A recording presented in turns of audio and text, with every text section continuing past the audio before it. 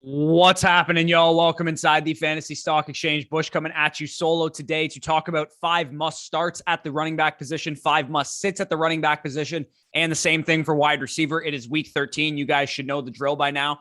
We do this every Saturday because there's a lot of injuries, a lot of news that happens throughout the week. So I like to kind of update these start sit videos that I do throughout the week, as well as some of the DFS articles that I write throughout the week, and give you guys a fresher look at the news that we have currently as it stands right now, Saturday afternoon around 1 p.m. Eastern time. As I'm recording this, I'll talk about some of my guys that I feel really strongly about this week, whether it be in DFS or in season long. If you guys do enjoy this video at any point, as always, hit the like button, comment any of your thoughts down below, subscribe to the channel if you are new. 75% of you guys that are watching these videos are not subscribed, which is completely asinine to me. Just hit the subscribe button. It's completely free to do so, and it helps us out tremendously. So we really appreciate that. Let's hit the intro, and then we'll get right into this.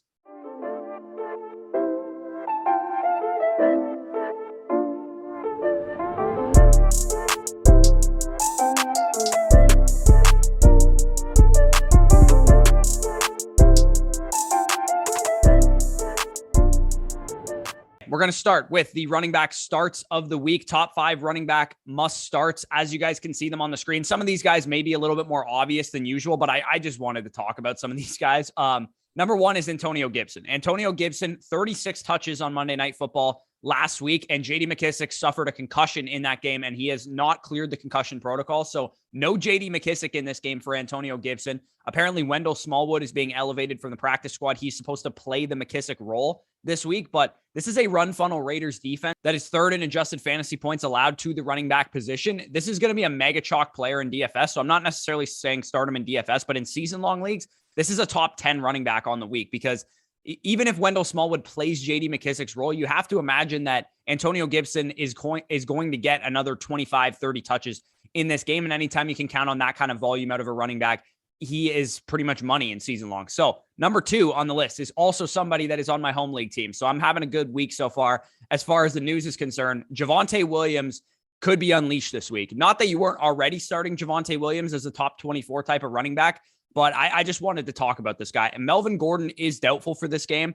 Williams and his post-bye rookie bump are about to take over this backfield, in my opinion. You give this kid an inch, and he will take it a fucking mile. This guy is so talented. The fact that he is going to be alone in this backfield because Melvin Gordon is doubtful for this game could be the nail in the coffin for Melvin Gordon's Broncos lead running back role. Even when Melvin Gordon comes back, let's say he's only out this week, and Javonte Williams has a great game or something, I expect them to just completely phase Melvin Gordon out of the offense going forward, and Javonte Williams fully take over this job and Wally Pip his ass, basically. So number 3 on the list is Jamal Williams. Of course, he will also be alone in the Lions backfield. I'm sure that Jamar Jefferson and Godwin Igwe-Bike are probably going to be mixed in to some degree, but I'm expecting that 75% snap share role that we've seen out of DeAndre Swift when he's on the field to be for Jamal Williams as well. We saw when Swift exited the game, Jamal Williams handled most of the work, got 20 touches and 5 targets. So I'm expecting, again, like a 20 touch, 22 touch with 5-7 target type of role out of Jamal Williams. And that is going to be valuable against the Vikings defense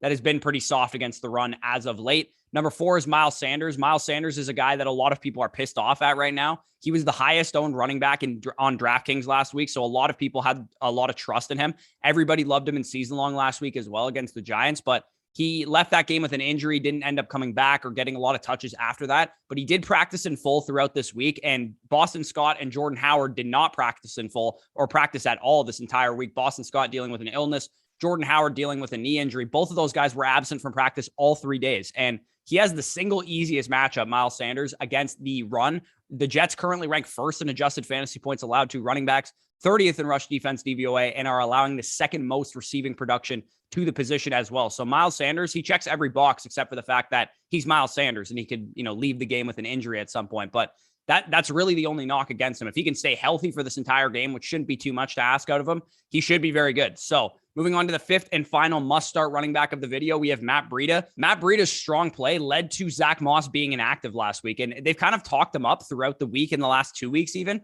And he's commanded 21% targets per route that he's running. The Pats are very strong against wide receivers. And I think in this game, it's supposed to be like cold weather, potentially some rain or something like that. I think Josh Allen and the Bills offense are going to rely heavily on their running backs in the passing game and their own legs, of course, too, against the defense that is currently allowing top 8 PPR receiving production to the running back position this season. Yes, Devin Singletary was the more valuable running back from a routes perspective, snap percentage, et cetera, but I expect them probably to be a little bit more of an even split. We'll have to see if Zach Moss is active, but that's pretty much what I'm anticipating. I don't think they're just going to suddenly give Zach Moss a huge workload after making him inactive last week. So moving from the starts at the running back position, we're going to go over to the sits at the running back position. And we're going to start with Darrell Henderson. I'm getting a little spicy this week because it doesn't, serve you guys to tell you to sit Nyheim Hines, because I don't think anybody was going to start him anyway. But Darrell Henderson to me is a sit.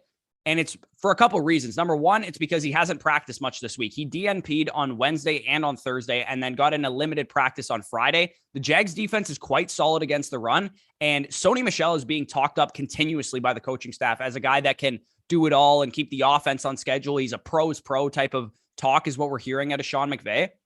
It doesn't sound like they're all too high on Darrell Henderson going forward, which is a separate conversation. But for this week specifically, because Darrell Henderson hasn't practiced a whole lot this week, I'm expecting Sony Michel to actually lead this backfield in touches, assuming they're both active. Of course, if Darrell Henderson is out, then you can just disregard this, because if he's out, then Sony Michel is going to get all the work. But if they're both active, I don't want to play Darrell Henderson, given the limited practice, the tough running matchup, and the fact that Sony Michel is being talked up. So Darrell Henderson, if you have better options, I would pivot to those. If you have Javonte Williams, if you have Jamal Williams, I would play somebody like that over a guy like Darrell Henderson this week, because I just simply don't trust his bottom line in terms of his touch workload, and it is a tougher matchup, like I said. So number two on the must-sit running backs is all the Patriots running backs, basically. The Bills have clamped every single running back that they have played, except for Jonathan Taylor and Derrick Henry, who are clearly two of the best running backs in the league. This backfield is a three-way timeshare, almost down the middle. Like Damian Harris, Ramondre Stevenson, Brandon Bolden, pretty much 33% snap share down the middle. So in my opinion, you can't trust any of these guys to get more than 10 to 15 touches in a brutal matchup against the Bills run defense that has really been very stingy against the position this year, except for those elite running backs that they allowed to have big games. So I'm not really messing around with either of those guys. Devontae Freeman is another guy that I'm probably not going to mess around with this week. Workload has pretty much tumbled down since Latavius Murray has come back and regained his old snap share. And same goes for Lamar Jackson being back into the lineup. The Steelers haven't been great against the run as of late. They've been actually really bad against the run. Only the Chargers have been worse since week 7 in terms of EPA per play and yards per carry allowed. But Freeman is strictly a touchdown or bust RB3, because he's probably only going to get 10 to 15 touches, because Lamar is going to take some work, because Latavius is going to take some work. So I'm not messing around with Devontae Freeman this week as well. Number 4 is Rex Burkhead. Rex Burkhead saw a solid workload last week against the Jets, but he failed to be efficient against the easiest run defense in the entire league. And going from the Jets to the Colts is a pretty big difference. So I'm not messing around with Rex Burkhead or any Houston Texans running back this week as well. And same goes for the Jets running backs. We thought it was going to be Ty Johnson's season last week, or at least I thought it was going to be Ty Johnson's season, but we saw this guy named Austin Walter get involved. We saw Tevin Coleman heavily involved as well, led the backfield in snaps. Just forget about this backfield entirely until Michael Carter is back. I'm not willing to start any of these guys as anything more than a flyer or a dart throw desperation play in case of a lot of bye weeks or injuries or something like that. So we're going to move on to the wide receiver position now. The 5 must-start wide receivers, as you guys can see them on the screen right now. Number 1, we have Marquise Brown. Marquise Brown has 10-plus targets in 4 straight games. He just has had some down yardage games the past 2 weeks and no real big plays to speak of. Lamar is 3 of 18 on 15-plus yard throws over the last 3 games, when before that, throughout the season, he'd been like 48% completion percentage on those deep throws, which is actually very good, because those throws are usually not high completion percentage type of plays. So I absolutely love Hollywood as a big bounce back play, especially in DFS leagues where I think he's going to be overlooked, because the Lamar stack is very, very expensive in DFS. And a lot of people would prefer to play Brady and Stafford and Herbert, et cetera, et cetera. So that is where I'm leaning with Marquise Brown. I think he's a phenomenal play in season long and DFS as well. Same goes for Devontae Smith. Devontae Smith places the 32 ranked weighted DVOA defense this week, which takes into account how well they've been playing as of late. The Jets are just absolutely horrible against the pass, against the run, everything involved in football. They cannot stop it. Opposing offenses are just throwing the ball and running the ball all over them, which bodes well for the Eagles offense, who have struggled to be consistent. But in a good matchup like this, I expect them to be a lot better than they've been in some harder matchups that they've played in recent weeks. Devontae Smith has performed pretty well for fantasy relative to the schedule that he's played. He played the Chargers 4 weeks ago, who are one of the best teams in the league at defending wide receivers and had his best game of the season. Denver Broncos, he played 3 weeks ago. Also, not an easy secondary to go up against. Had a solid game, scored a touchdown in that one. And then the last 2 weeks, he got shadow covered by Marshawn Lattimore and James Bradbury. Didn't have the greatest games, but this week is a smash, obviously, the matchup that he's facing in this game. Number 3 is Brandon Ayuk. I'm staying away from Brandon Ayuk in DFS leagues this week because he projects to be one of the highest owned wide receivers on the week. But in season long, if you have Brandon Ayuk, you have to put him in your lineup because Deebo Samuel is out for this game. You have to imagine that Brandon Ayuk is a 8+ target per game guy. And we might even see him take over some of that carry workload in the running game at wide receiver, like we've seen from Deebo Samuel. With him out of the lineup, he might get 1 or 2 carries here and there. And he's very explosive. So he could take one of those to the house, as we've seen Deebo Samuel do as well. The Seahawks currently ranked bottom 6 in both PFF coverage grade and in pass defense DVOA. So this is a pretty easy matchup for Brandon Ayuk as well. Number 4 is Hunter Renfrow. Hunter Renfrow is without Darren Waller in this game. And yes, Foster Moreau is going to take over that role.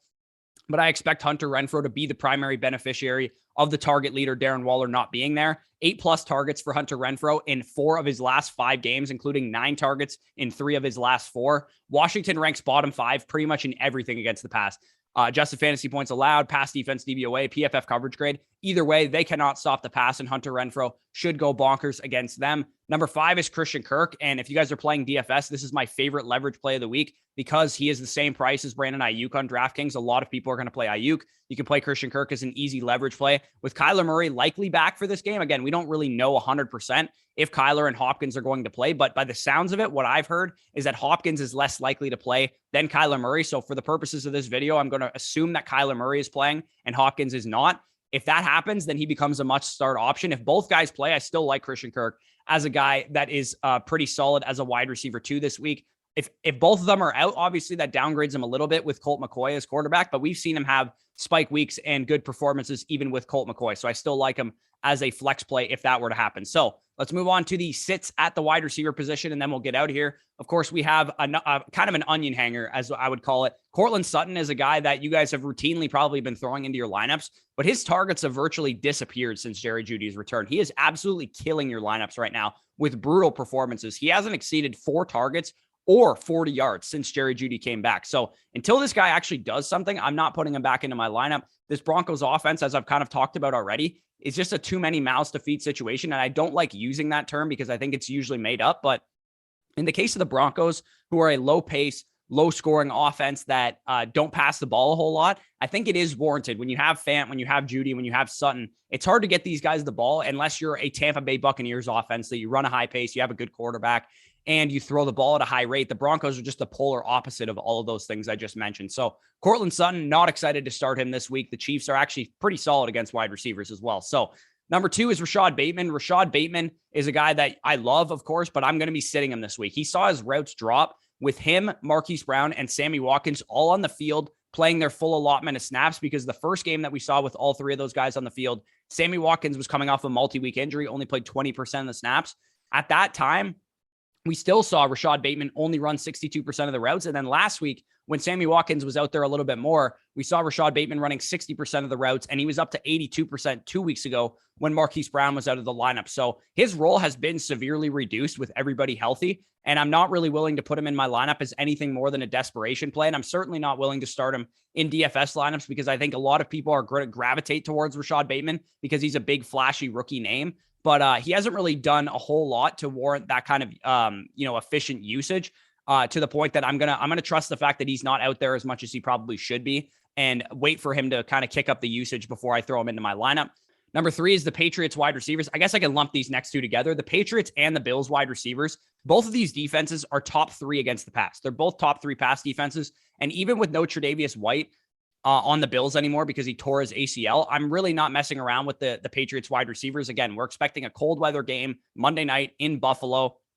I'll pass on everybody wide receiver in this game, not named Stephon Diggs. Beasley, Sanders, Jacoby Myers, Kendrick Bourne. I'm not going to mess with any of these guys against 2 elite pass defenses in a cold weather game, as I mentioned. Number 5, the 5th and final guy of the video, must sit wide receiver is Kenny Golladay, of course. We have Mike Glennon starting this game, which could be a good or a bad thing, depending on your opinion of Daniel Jones. And he has a glimmer of hope, I guess, because he's not being shadowed by Darius Slay in this game, who's been playing very well this season, but he is still getting shadowed by Byron Jones. And Byron Jones has been a lot better as of late, as has Xavier Howard on the other side. If the Giants do anything in this game on offense, I do expect it to be as at the hands of Saquon Barkley and probably not of Kenny Golladay, because we don't have Tony, we don't have Shepard. I think they're going to have a problem moving the ball in general. And I think the only way they get a lot of fantasy production is Saquon breaking a long one or getting it done in the receiving game. So if you guys did enjoy that video, as always, hit the like button, comment any of your thoughts down below, and subscribe to the channel if you are new. If you want access to my weekly rankings, you guys can see them in the description right now.